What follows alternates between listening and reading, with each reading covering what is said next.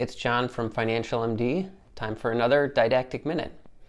Today we're going to talk again a little bit about the home buying process. And if you caught the last episode, I talked a little bit about rules of thumb and guidelines when it comes to buying a house.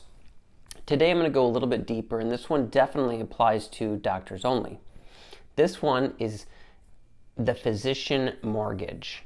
And this is a concept that probably a lot of you guys have heard about or heard kind of attendings talking about, but what it basically is it's a mortgage that is specific to physicians, and what's different and better about it is a few things. One, you don't have to put as much down, and that's the big thing. So your down payment doesn't have to be 20%, it can be 10, 5, sometimes even 0%, which is great because most of the residents I know don't have a ton of cash to put a down payment on a house, and they want a house, so that can be difficult.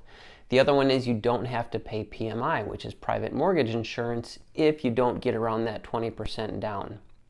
Typically, that's something that the mortgage companies will do, is if your down payment isn't at least 20%, they charge PMI, which can be a extra fee that you pay every month.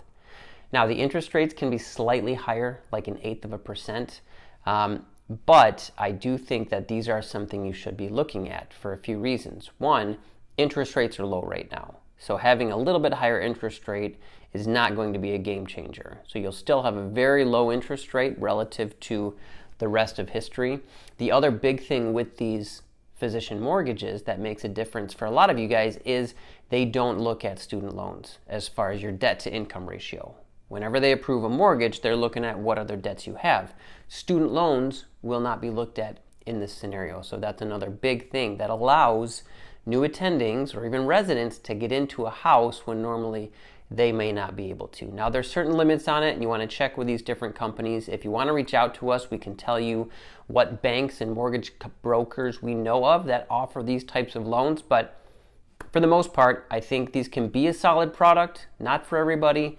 But I don't think they're necessarily something you should immediately write off either. So if you have more questions, let us know, or if you want us to look at your specific situation, we'd be happy to. Our contact info is at the end here. Otherwise, this is John from Financial MD. Have a great day.